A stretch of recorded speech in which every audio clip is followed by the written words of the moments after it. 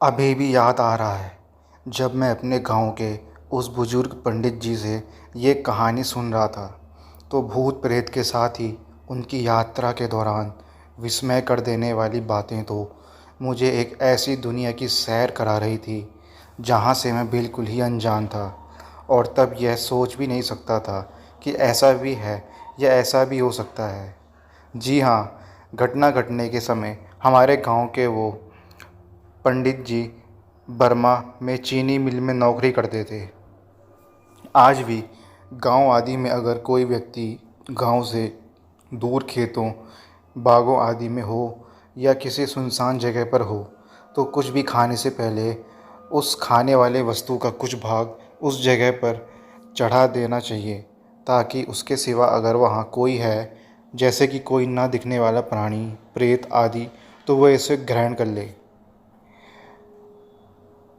गंवाई लोग गांव के बाहर अगर कहीं सुनसान क्षेत्र में होते हैं या किसी ऐसे क्षेत्र में जहां उनको लगता है कि यहाँ आसपास में कोई अदृश्य आत्मा हो सकती है, तो वे लोग जब भी तंबाकू बनाते हैं तो खाने से पहले थोड़ा सा उस अदृश्य आत्मा के लिए गिरा देते हैं, क्योंकि उनका मानना है कि अगर सुरती नहीं चढ़ाएंगे तो अदृश्य आत्मा नाराज़ होकर उनको परेशान कर सकती है। सुनी सुनाई बात बता रहा हूँ। कई बार कितने ग्रामीणों को एकांत में तंबाकू मसलकर बिना चढ़ाए खुद खाने की सज़ा मिल चुकी है।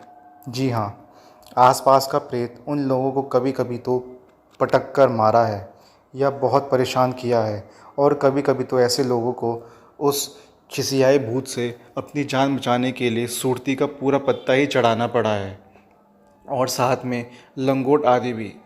सुरती का जिक्र इसलिए कर रहा हूँ कि इस कहानी का सही सूत्रधार सुरती यानी तंबाकू ही है। अगर उस समय इस सुरती तंबाकू ने अपना कमाल नहीं दिखाया होता तो शायद यह कहानी कभी जन्म ही नहीं लेती। चीनी मिल में हमारे गांव के पंडित जी के साथ ही अन्य कई भारतीय भी नौकरी करते थे। एक बार पंडित जी ने उस चीनी मिल में काम करने वाले अपने कुछ भारतीय दोस्तों से कहा कि क्यों ना हम लोग एक बार हिमालय की यात्रा पर हिमालय के दर्शन करने के लिए चले।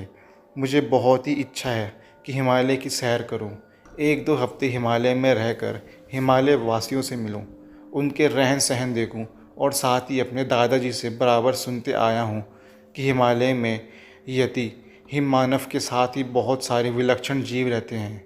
उन्होंने आगे कहा कि मैं तो अपने दादाजी से सुन रखा हूँ कि हिमालय की कंदराओं में आज भी बहुत सारे संत पूजा पाठ करते धुएं रमाए हुए समाधि में लीन देखे जा सकते हैं। उन्होंने आगे ये भी बताया कि हिमालय में सिद्ध महात्मा लोग रहते हैं जिनके दर्शन मात्र से सारे मनोरथ पूरे हो जाते हैं। इतना ही नहीं, हिमालय में दिव्य औषधियाँ पाई जाती हैं जिनके दर्शन या स्पर्श मात्र से बड़े बड़े रोग अपने आप ठीक हो जाते हैं। उन्होंने अपने साथियों को बताया कि कैसे एक बार उनके दादाजी अपने कुछ साथियों के साथ हिमालय में गए हुए थे। उनके एक साथी को कोई असाध्य चर्म रोग था, पर पता नहीं हिमालय में उसके पैरों आदि से ऐसी कौन सी दिव्य औषधि टकरा गई कि 2-3 दिन में ही उसका असाध्य चर्म रोग ठीक हो गया। पंडित जी की ये अलौकिक बातें सुनकर उनके 4 साथी हिमालय की यात्रा के लिए तैयार हो गए। आज हिमालय भले ही अतिक्रमण का शिकार हो रहा है, लोग वहाँ भी गंदगी फैला रहे हैं, उस दिव्य क्षेत्र को प्रदूषित कर रहे हैं, पर इस घटना के समय, जो कि आज से लगभग 70-80 साल पुरानी है, हिमालय की दिव्यता, सौंदर्य, स्वच्छता, स्वर्गिक आनंद का बोध कराती थी। हिमालय की आबो हवा में सांस लेना अपने आप में स्फूर्ति भर देता था, मन में आनंद का संचार कर देता था। मानव की क्रूरता, स्वार्थ की आलोचना करते समय अक्सर चिंतक लेखक बह जाता है। अच्छा हो कि हम लोग सीधे कहानी की ओर चलें, नहीं तो कहानी बताना कहानी है और हम मानव के अमानव रूप का वर्णन करने में लग जाएंगे। पंडित जी अपने 4 अनुभवी बहादुर साथियों के साथ हिमालय की यात्रा पर निकल गए। उन्होंने हिमालयी क्षेत्र में कई हफ्ते बिताए और बहुत सारी अलौकिक विस्मय भरी बातें घटनाएं देखी। रोंगटे खड़े कर देने वाली यह घटना आज भी मेरे जहन में वैसे ही मौजूद है जैसे मैंने उन पंडित जी से 20-25 वर्ष पहले सुन रखी है। पंडित जी ने बताया कि एक दिन वे बहुत ही सुबह अपने साथियों के साथ हिमालय के एक छोटे शिखर पर चढ़ रहे थे। तो लगभग 300 मीटर की दूरी पर उन लोगों को एक बहुत ही विशाल मानव दिखाई दिया। उन्होंने जैसा कि अपने दादाजी से सुन रखा था कि हिमालय में विशाल मानव, जिन्हें यति या हिम मानव कहते हैं, घूमते रहते हैं। उन्हें उस विशाल मानव को देखकर बहुत ही कौतूहल हुआ और उन्होंने अपने साथियों से कहा कि हम लोग छिप छिप कर इस महामानव का पीछा करते हैं और इसके बारे में कुछ बातें पता करते हैं। फिर क्या था, उस विशाल मानव का पीछा करने के चक्कर में ये लोग हिमालय की उस पहाड़ी पर कब बहुत ही ऊपर चढ़ गए और लगभग दोपहर भी हो गई। इन लोगों को पता ही नहीं चला। वे विशाल मानव भी बहुत दूर होते होते कहीं गायब ही हो गया या किसी गुफा में प्रवेश कर गया था। पंडित जी के एक साथी ने कहा कि हम लोग काफ़ी ऊपर चढ़ गए हैं और काफ़ी समय भी हो गया है। भूख भी सताने लगी है और प्यास भी। साथ ही हम लोगों के पास ना कुछ खाने को है और ना कुछ पीने को।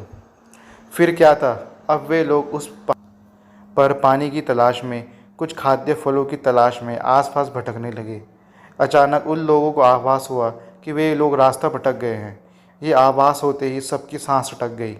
अब क्या किया जाए, किधर जाया जाए। एक पेड़ के नीचे वे लोग बैठकर भगवान से गुहार करने लगे कि काश कोई आ जाए और उन्हें रास्ता दिखा दे। पर शायद वे लोग गलती से ऐसे क्षेत्र में प्रवेश कर गए थे जहाँ किसी अन्य मनुष्य का नामो निशान नहीं लग रहा था। धीरे धीरे शाम भी होने लगी थी और प्यास भूख से इन लोगों का बहुत ही बुरा हाल हो रहा था। दिमाग भी काम करना बंद कर दिया था। अब कोई चमत्कार ही इन्हें बचा सकता था। खैर, इनके साथ ही इनके चारों साथी भी बहुत ही हिम्मती थे। उन लोगों ने आपस में एक दूसरे को हिम्मत और धैर्य बनाए रखने के लिए कहा। पंडित जी ने कहा कि हमें ईश्वर पर पूरा विश्वास है और ज़रूर हम लोग इस परेशानी से बाहर निकलेंगे।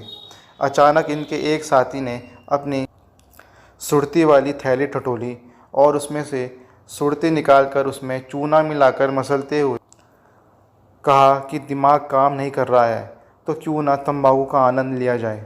इतना कहकर वो सुरती को मसलने लगा। सुरती को मसलने और थूकने के बाद परंपरा अनुसार, अपनी आदत अनुसार, उसने अपने साथियों को सुरती देने से पहले थोड़ी सी सुरती वहाँ ये कहते हुए गिरा दिया कि जय हो, यहाँ के भूत प्रेत बाबा आदि कृपया ग्रहण करें और हम लोगों की भूल को क्षमा करते हुए हमें राह दिखाएं, हमें घर पहुँचाएं। जी हाँ, उस चढ़ाई हुई सुरती ने अपना काम कर दिया। अचानक वहाँ बहुत ही भयानक और तीव्र हवा चली। आसपास के छोटे बड़े पेड़ अजीब तरह से एक दूसरे से टकराए और विशाल भूतकाय प्रकट हो गई। वो काया देखने में तो इंसान जैसी ही थी, पर आकार प्रकार में एकदम अलग, जो उसके प्रेत होने की पुष्टि कर रही थी। पंडित जी और उनके साथी डरे नहीं, अपितु हाथ जोड़कर अभिवादन की मुद्रा में उस विशाल काया की ओर देखने लगे। पंडित जी और उनका कोई साथ कुछ बोले इससे पहले ही वे विशाल काया तड़प उठी। बहुत दिनों के बाद कुछ खाने को मिला है, तुम लोगों को मैं शुक्रगुजार हूँ। इसके बाद उस विशाल काया ने कहा कि मुझसे डरने की कोई ज़रूरत नहीं है, क्योंकि मैं इस क्षेत्र में चाहकर भी किसी का नुकसान नहीं पहुँचा सकता। इसके बाद वो प्रेत काया वहाँ से जाए इससे पहले ही पंडित जी ने कहा कि हे भूतनाथ, हम लोग रास्ता भटक गए हैं, कृपया हमें नीचे तक बस्ती में जाने का मार्ग बताएं। पंडित जी की बात सुनकर वो प्रेत पहले तो हंसा, पर फिर अचानक गंभीर हो गया। उसने कहा कि मैं तो खुद ही भटक गया हूँ, सालों हो गए हैं इस क्षेत्र से निकलने की कोशिश कर रहा हूँ, पर खुद ही नहीं निकल पा रहा हूँ। उसने आगे कहा कि मैं ब्राह्मण हूँ, बहुत पहले इस क्षेत्र में आया था। एक गुफा में एक महात्मा की सेवा में लग गया था, क्योंकि मुझे सिद्धियाँ प्राप्त करनी थी। एक दिन मुझसे एक घिनौना अपराध हो गया। मैंने महात्मा जी के समाधि में जाने के बाद धीरे से उठा और उस गुफा के बाहर आ गया। गुफा से बाहर आने के बाद अपनी थोड़ी सी शक्ति जो मुझे प्राप्त हुई थी, उसके बल पर आसपास अपने तपोबल से नज़र दौड़ाई। मुझे पास में ही किसी भूतनी के होने का आभास हुआ। मैंने अपनी शक्ति से उसे अपनी ओर खींच लिया और उसे एक सुंदर युवती में परिवर्तित कर दिया। फिर मैं उसके साथ विहार करने लगा। मैं विहार में इतना लीन था कि मुझे पता ही नहीं चला कि मेरे महात्मा गुरुजी मेरे पास आ गए हैं। अचानक मुझे भान हुआ कि मेरे गुरुजी गुस्से में जल रहे हैं। मैं कांपने लगा और इशारे में उस भूतनी को भागने के लिए कहा। कुछ बोलूं इससे पहले ही मेरे गुरुजी बोल उठे, नीच ब्राह्मण, तूने ब्राह्मण का तपोशक्तियों का अनादर किया है। तू जीने का अधिकारी नहीं। मैं तुझे श्राप देता हूँ कि तू भी मनुष्य योनि त्याग कर प्रेत हो जा। गुरुजी के इतना कहते ही मेरा शरीर जलने लगा और मैं कुछ कर पाता इससे पहले ही मनुष्य योनि त्याग कर प्रेत योनि में आ गया था। इसके बाद गुरुजी ने कहा कि तू आसपास के क्षेत्र में ही भटकता रहेगा और अपने किए की सज़ा भुगतता रहेगा। और इतना कहकर गुरुजी गुफा में प्रवेश कर गए। फिर मैंने कई बार सोचा कि गुफा में जाकर अपने गुरु से क्षमा मांगूं, पर जब भी उस गुफा की ओर बढ़ने की कोशिश करता हूँ, शरीर जलने लगता है और कोई बड़ी शक्ति मुझे गुफा में प्रवेश नहीं करने देती। इसके बाद उस ब्रह्म पिशाच ने कहा कि शायद आप लोग गुफा में प्रवेश कर जाएं। उसने कहा कि अगर आप लोग गुफा में प्रवेश कर जाएंगे तो आप लोगों की जान अवश्य बच जाएगी, क्योंकि गुफा में बहुत सारे सिद्ध, अति सिद्ध महात्मा रहते हैं। वे लोग अपने तपोबल से आप सबको नीचे बस्ती में पहुंचा सकते हैं। इसके बाद उस ब्रह्म पिशाच ने कहा कि निडर होकर मेरे साथ आइए, मैं गुफा का द्वार दिखाता हूँ। फिर क्या था, बिना कुछ बोले या दिमाग पर जोर डाले हम लोग उस प्रेत के पीछे हो लिए। कुछ दूर चलने के बाद हमें कुछ ऊंचाई पर एक गुफा की आकृति दिखी। उस प्रेत ने बताया कि थोड़ा ऊपर जो एक छेद दिख रहा है, आप लोग उससे गुफा में प्रवेश करने की कोशिश करें। हम सभी लोग उस प्रेत की बात सुनकर हतप्रभ हो गए। हम लोग कोई छोटे मोटे जीव, सांप, बिल्ली आदि हैं क्या कि इस पतले छेद से अंदर आ पाएंगे। शायद वो ब्रह्म प्रेत हमारे मन की बात जान गया। उसने अट्टहास किया और बोला, अरे डरिए मत, ये अलौकिक द्वार है। अगर आप लोगों ने थोड़ा भी पुण्य किया है या अच्छे इंसान होंगे तो इस पतले छेद के पास पहुंचकर प्रार्थना करने पर, नमस्कार करने पर यह छेद अपने आप लोगों को मार्ग दे देगा, यानी बड़ा हो जाएगा। हम साथियों ने इशारे ही इशारे में एक दूसरे की सहमति लेकर उस पतले छेद के पास पहुँचे। फिर क्या था, हम लोग झुककर उस छेद को प्रणाम किए। अरे ये क्या चमत्कार हो गया, वो पतला छेद एक बड़े आकार में बदल गया। फिर हम लोगों ने उस प्रेत महानुभाव को नमस्कार व विदा करते हुए उस गुफा में प्रवेश कर गए। अनोखिक, अद्भुत, अलौकिक, स्वर्गिक गुफा, जिसका वर्णन हो ही नहीं सकता। गुफा में हम लोग ज्यों-ज्यों अंदर बढ़ते गए, हम लोगों की थकावट, डर गायब हो गया। एक ऐसा आनंद जो शायद आनंद की पराकाष्ठा हो। अब भले ही हम लोगों के साथ जो भी हो, पर हमारा मनुष्य जन्म सफल हो गया था। हम लोगों को इस बात का भी गर्व हो रहा था कि वास्तव में हम लोग अच्छे इंसान हैं। तभी तो इस गुफा में हमें अंदर आने के लिए मार्ग दे दिया। खैर, मैं प्रभाकर पांडे भी अब इस अनोखी रहस्यमयी, सभी सुखों को देने वाली दिव्य गुफा में रहना चाहता हूँ और परमानंद की प्राप्ति करना चाहता हूँ। मैं ऐसा क्या करूँ, इससे पहले मेरा फ़र्ज़ ये भी है कि मैं अपने पाठक महानुभावों के लिए इस कहानी को पूरा करूँ। गुफा में और कुछ अंदर जाने पर अचानक इन लोगों को रुकना पड़ा, क्योंकि सामने से इन्हें जंगली हिंसक पशु आते हुए दिखाई दे रहे थे।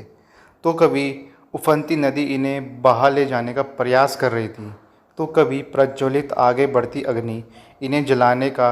पर यह सब माया जैसे ही लग रहा था, क्योंकि ना वे हिंसक पशु इन्हें नुकसान पहुंचा रहे थे और ना ही नदी इन्हें भिगो रही थी और ना ही अग्नि इन्हें जला रही थी। इस हिम्मती दल ने हिम्मत दिखाई और आगे बढ़ना जारी रखा। कुछ दूर और आगे जाने पर एक महात्मा दिखे, जिनका शरीर दिव्य था। पूरे शरीर से आभा निकल रही थी। मस्तक सूर्य जैसे चमक रहा था। चेहरे पर एक अतुल्य रहस्यमय मुस्कान तैर रही थी और वे दिव्य महात्मा धीरे धीरे चहलकदमी कर रहे थे। हम लोग सहम गए और हाथ जोड़कर जहाँ थे वहीं खड़े हो गए। फिर क्या हुआ कि उस दिव्य महात्मा ने हमें और अंदर आने के लिए कहा और बिना कुछ बोले गुफा में एक तरफ बैठ जाने का इशारा किया। उस गुफा की सबसे रहस्य अलौकिक बात यह थी कि जिस किसी को जितनी जगह चाहिए थी वो अपने आप मिल जाती, बन जाती थी।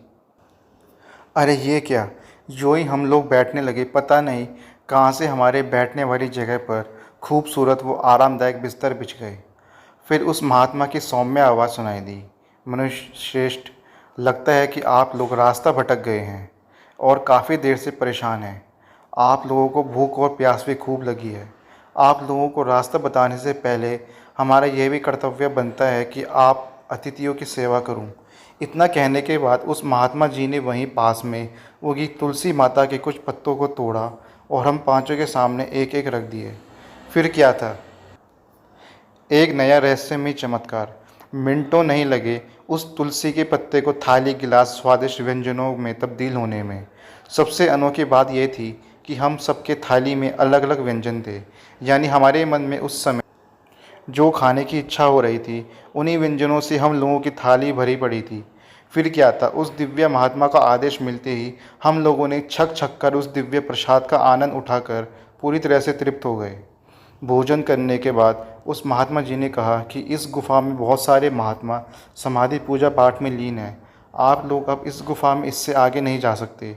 मैं तो इन दिव्य गुरुओं का एक छोटा सा सेवक मात्र हूँ, जो इन सब की सेवा में लगा रहता हूँ। उस दिव्य महात्मा ने यह भी बताया कि वे काशी बनारस के पास के रहने वाले हैं और बचपन में ही संसार त्याग कर हिमालय में आ गए थे, और काफ़ी भटकने के बाद एक दिन एक महात्मा उन्हें इस गुफा में लेकर आए। तब से वे वहीं हैं और महात्माओं की सेवा में लगे हैं।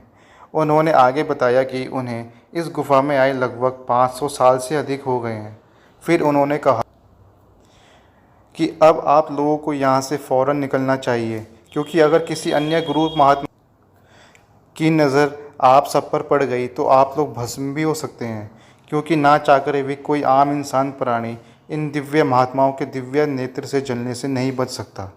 हम लोग कुछ बोले इससे पहले ही उस महात्मा ने कहा कि आप लोग आंखें बंद करें। हम सभी लोगों ने उस दिव्य महात्मा के आदेश का पालन करते हुए अपने नेत्रों को बंद कर लिया। फिर उस महात्मा की आवाज़ आई, अब आप लोग अपनी आंखें खोलें। अद्भुत, अविस्मरणीय चमत्कार। जब हम लोगों ने आंखें खोली तो अपने आप को हिमालयी क्षेत्र में उस बस्ती के पास खड़े पाया जहां हम लोग ठहरे हुए थे। तो दोस्तों, ये थी आज की कहानी। मिलते हैं आपको अगले वीडियो में। धन्यवाद। अभी भी याद आ रहा है जब मैं अपने गांव के उस बुजुर्ग पंडित जी से ये